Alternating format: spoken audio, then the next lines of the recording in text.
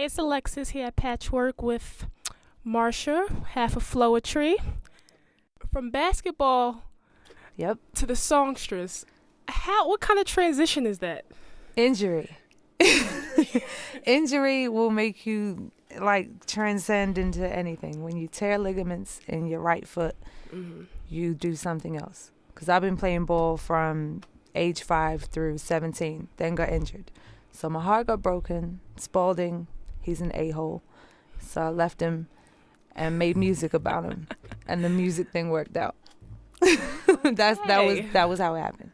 So singing wasn't even a first love. If it wasn't for singing, if you didn't get injured, it would still be basketball right now? Yeah, I think so. I mean, I say that right now, but there's no telling because of how things worked out anyway. But I definitely always had a love for music. However, it definitely wasn't on my agenda to do. It was forced upon because of the injury, and I needed an outlet, and that creative outlet became music. So that's how I got my voice. That's when that happened. Songwriter, who have you written songs for? What hits? Besides all of our, the Floetry ones, the Say Yeses, the Getting Lates, the Michael Jackson Butterflies, the Justin Timberlake Cry Me a Rivers, there's a few floating around. The Patti LaBelle stuff, Earth, Wind and Fire stuff. The next generation of R&B, Chris Brown, Neo. Love them all. Who do you see staying in not just one-hit wonders?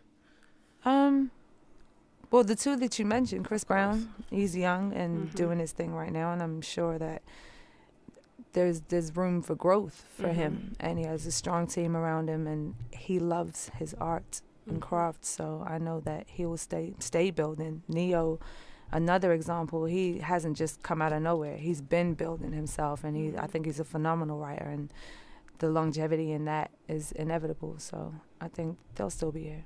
Who's in your CD player right now?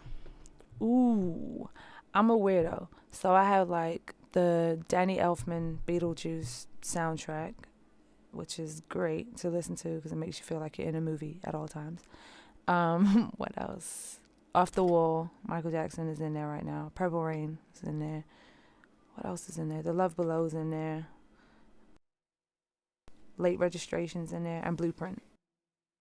So I had to go through the disc changer. When I press one, that happens too. Yeah. So that's what's going on. So, how'd you hook up with Dr. Dre? Actually, Dr. Dre... You're a solo artist now with him, right? Yeah, Dr. Dre kind of hooked up with me. What happened was, it was a Floetry show in L.A. November of last year. Actually, November of the year before that.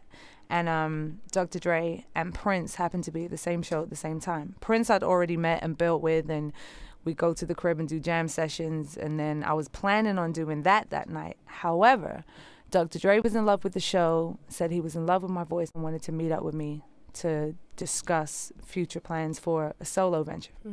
And why wouldn't I do that? So I did, and we talked about it. He offered. He extended the offer, and I said yes. All you gotta do is say yes. I need a favor. Go ahead. I need you to sing "Getting Late" for me. Just the first. Oh, that was an unexpected. Just that, yeah. Just please. the first part. Up until. Don't right. be up to there. All the way there. Up to there. It's getting late. Why you gotta be here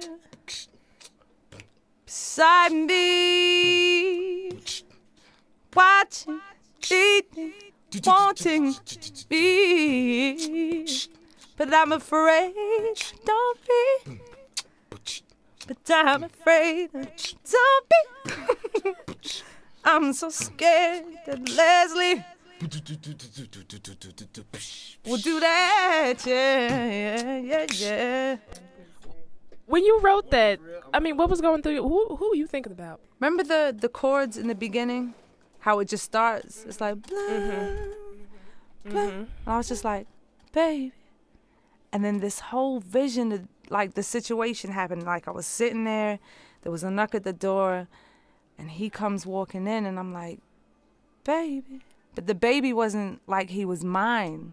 it was like it belonged to someone else, and he was here trying to be with me, and I'm trying to be with him. And then it was getting late. It was like 3 a.m. when that song came about. So I was like, yo, it's getting late.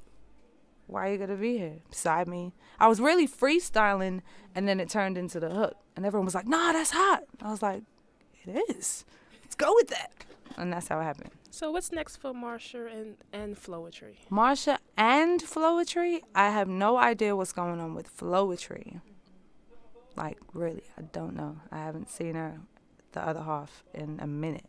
She's overseas doing her own thing, and respectfully, you know, we're grown women. Mm-hmm. My space is my space, her space is her space. So as far as that's concerned. And Marsha? Marsha's cool. I'm at Patchwerk, so I'm upstairs about to write this Usher Chris Brown stuff. Okay. So that's what you're working on right now, Usher and Chris Brown. Okay. Okay. Are we going to hear an album from you soon? You are. I actually recorded it all of the end of last year, beginning of this year, and now I'm not expected to drop until like September, October, so I'm writing everyone else's stuff in the meantime. Okay. I have a real big thing about not keeping it real per se, but the emotion of music kind of speaks to you. Like when you hear a certain piece of music, it can only make you feel happy, sad, down, up, whatever. It really speaks to you. So I think when I write the song, I evoke what that melody will make you feel like. Like I can sing you a happy sentence, but the melody to it will make you feel like I'm the most depressed chick in the world. And I think that's the art of creating a mood within the music, and that's what makes it different. Thank you again for coming in. This is Alexis. Exclusive interview with Marsha, one half of Floetry, that you can only hear at patchwerk.com.